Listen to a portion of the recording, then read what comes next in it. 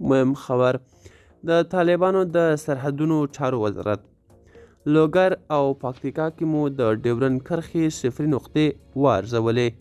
د سرحد نیوز قدرمن لیدونکو پام وکړئ د نن ورځې مهمو خبرونو ته.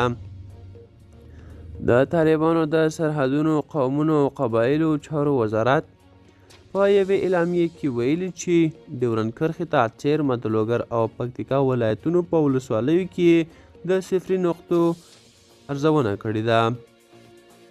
دوی په همدې موخه دغو نقطو ته یو پلاوی استولی و او اعلامیه وایي د لوګر په ازري ولسوالۍ کې 4.15 کیلومتره کرښه ارزول شوې ده.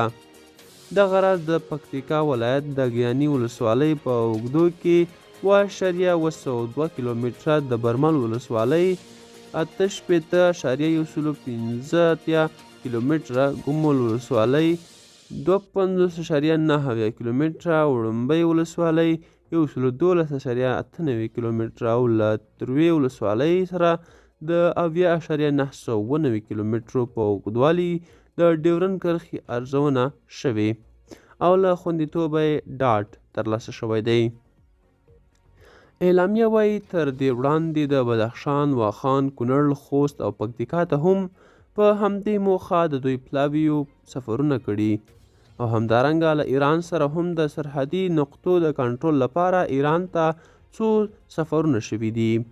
پر ډیورن کرښه او نورو شریکو پولو خپل نظارت زیاتوو تر څو له ګاونډیو سره دوه اړخیزه ثبات تامین شي.